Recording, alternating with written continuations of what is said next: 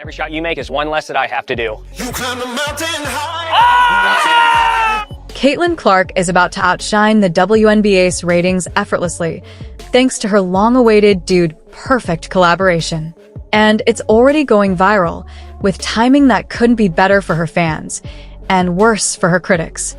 While Clark is sidelined with an injury, the WNBA is struggling with attendance, hype, and momentum. This video highlights the stark contrast perfectly. Views are skyrocketing, reinforcing what everyone already suspects. Caitlin Clark is the WNBA. And yet, the old guard and much of the media still refuse to acknowledge it, something they might regret as her fanbase continues to grow.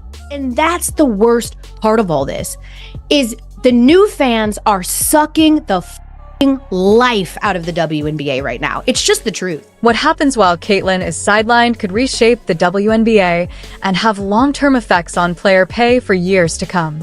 The stakes are far bigger than some are willing to admit. And this Dude Perfect video, beyond being wildly entertaining, is only adding fuel to the fire. Let's dive in and check out some of these incredible trick shots. But first, give this video a like if you're excited to see Caitlin in action, and hit subscribe for more updates on Caitlin Clark. Tell 'em. The Hinkle Heave. The Hinkle Heave, here we go! This teaser dropped on YouTube a few months ago and immediately went viral. The moment Tyler sank a long-range shot from the stands while Caitlin Clark watched had fans losing their minds. In just a few days, it racked up 13 million views, and everyone has been on the edge of their seats waiting to see what Caitlin will do in the full video. And now, we finally know. Which one went in? 3, 2, 1. Oh. This video features over 50 types of three-pointers, which, of course, is Caitlin Clark's specialty. But she's not just showing off her skills, she's introducing herself to an enormous audience. Like everything Caitlin touches, this collaboration is a big deal for the WNBA. Dude Perfect isn't just another YouTube channel, they're sports YouTube royalty. With over 18 billion views and more than 60 million subscribers, they have a bigger reach than the NBA's YouTube channel. They're mainstream, family-friendly, and dominate the younger sports audience, the exact casual but potentially loyal fan base the WNBA has been trying to capture.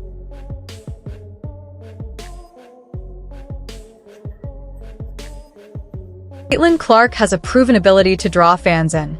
Have you seen Fever Games? They're family events packed with parents and kids. So when Caitlin appears in a Dude Perfect video, it's a gateway to millions of new viewers who might never have considered watching a WNBA game, but are now willing to give it a try.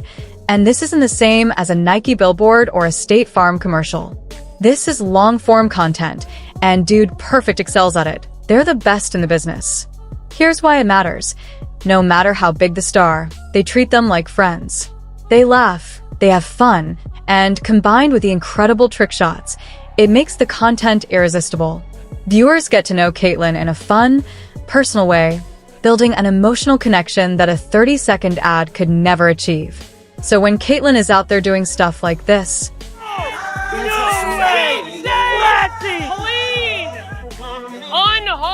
she's growing the game more than any WNBA promotion ever could. To understand the scale, just look at past NBA collaborations. Dude Perfect's videos with stars like Steph Curry and Luka Doncic routinely hit 15 to 20 million views, and that's just for the main video, not counting shorts or smaller clips. These aren't just YouTube videos, they're part of the broader internet sports culture. Some critics might argue that a WNBA player can't draw the same numbers as an NBA star. You sure about that? Here's Clark. Wow! You bet! From beyond the logo! Caitlin Clark pulled in 1.3 million viewers for an exhibition game. She's outselling top NBA stars in jersey sales, and her 2025 regular season games are already setting records.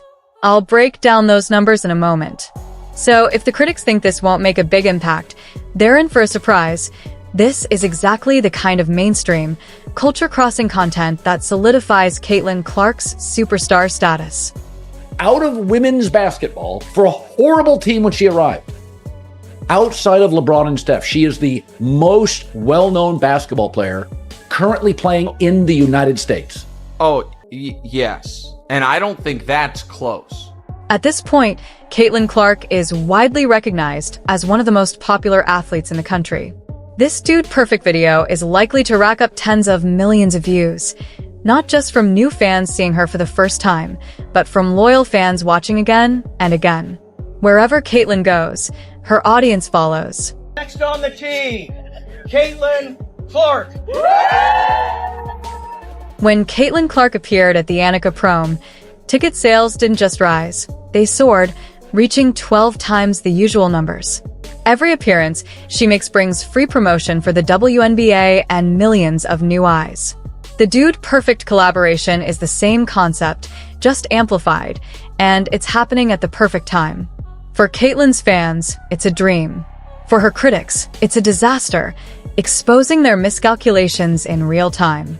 So this is being reported like wildfire, and it has just broken that Caitlin Clark is out with a left quad strain. Caitlin Clark is sidelined with a quad strain. Normally, a star missing a few games wouldn't raise eyebrows. And to be fair, she's already back in practice, casually sinking threes, showing she's on the mend. So in theory, there's little cause for concern. But the league, the WNBA, is definitely feeling the impact. I can personally confirm the pronounced change in interest in Fever games without Clark. A week ago, I bought 4 tickets on StubHub to take my sports-playing nieces to the Fever Mystics game in Baltimore. The tickets in the same row are now less than half of what I paid. Ticket prices for Fever games dropped immediately once Caitlin was ruled out, including their rematch against the Sky. The message was unmistakable. Fans aren't coming for the logo, the team, or even the league. They're coming for Caitlin Clark.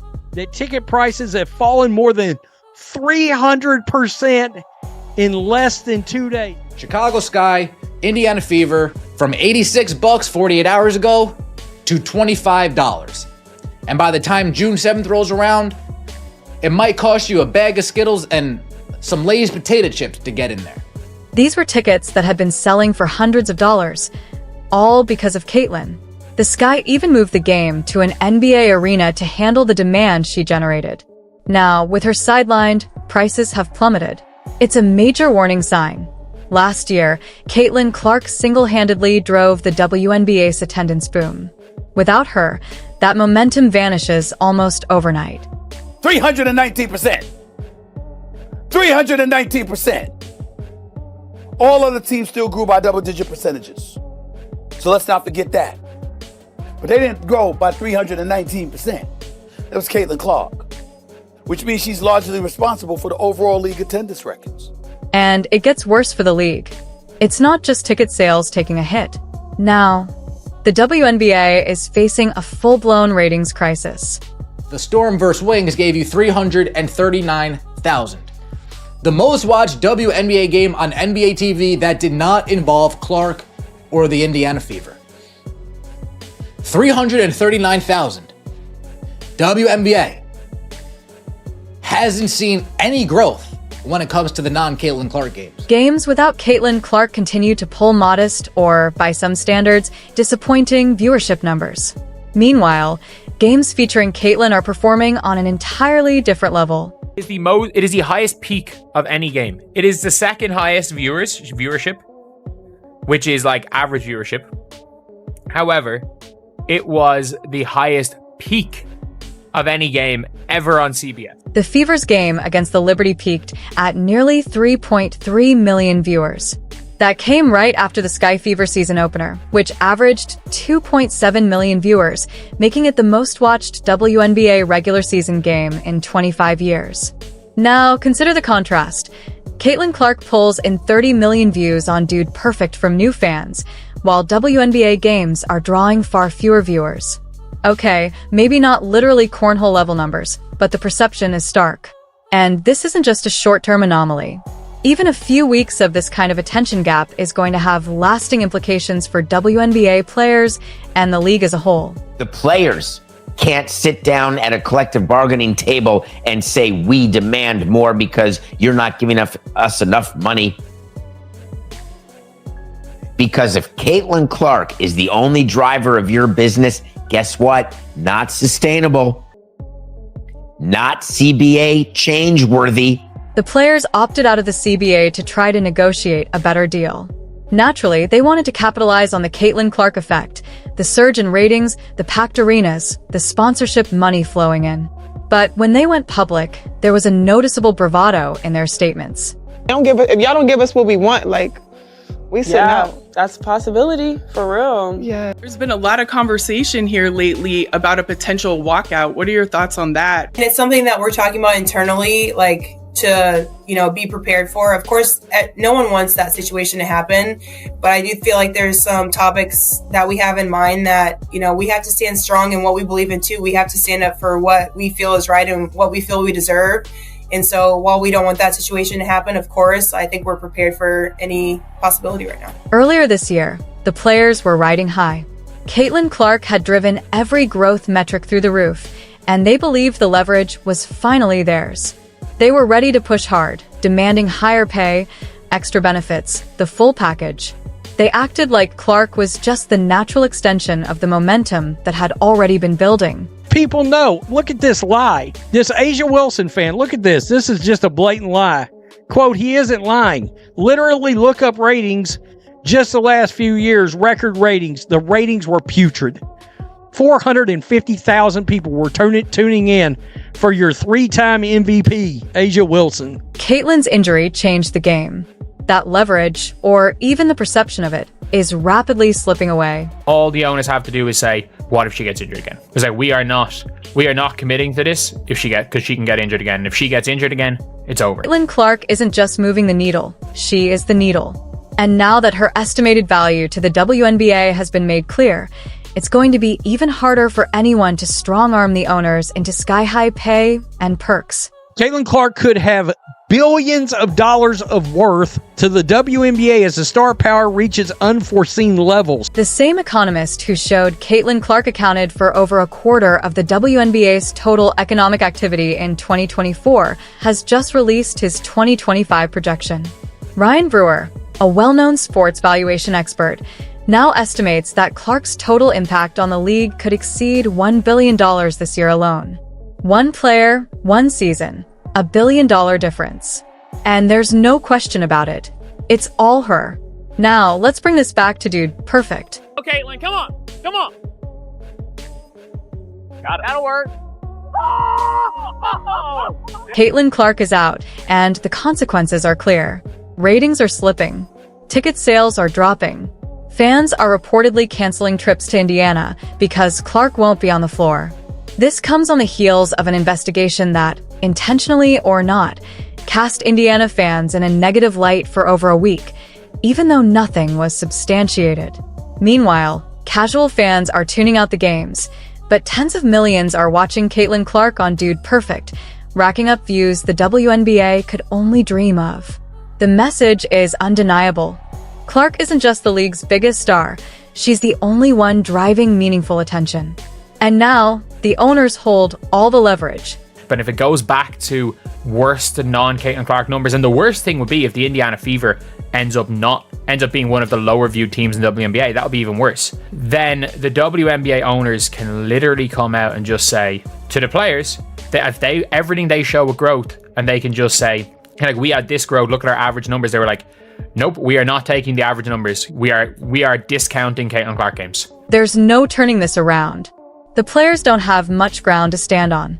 4 to 6 games without Caitlin Clark is all the evidence the owners need to push back on any unrealistic demands. And if you think they won't use that leverage, look at what they've already done. These are the same owners who moved their games against the Fever to NBA arenas. Not for any other team, but because of Caitlin. The boldest move came from the Chicago Sky, who relocated 2 games to the United Center, sending a clear message that Angel Reese isn't the draw she claimed to be. This league runs on entertainment, and the networks know it. That's why 41 of 44 Fever games were ordered for national broadcast. Yet the old guard still doesn't seem to understand, or worse, refuses to acknowledge the reality. She's packing now larger arenas. She's taking and making shots nobody's ever done in the history of the sport. She is Steph Curry. I mean, there's a reason the NBA puts Steph Curry on Christmas. And that leads to the inevitable blame game. But don't expect the league, the players, or the media to reflect on themselves. They won't look in the mirror, they'll point at the fans instead. There's these people who are fans of indie bands, international soccer, and the WNBA. They have this gatekeeping mentality. We'll tell you who's great. While Caitlin Clark's fans are watching highlight reels and viral clips, racking up tens of millions of views instead of tuning into full WNBA games, you can already predict the narrative that's coming next. They'll get blamed. Again, the same old story. These new fans aren't real basketball fans. They're not true WNBA supporters. They only care about one player. And to some extent, that's accurate. These are Caitlin Clark fans first, and the league would be wise to recognize that instead of dismissing it.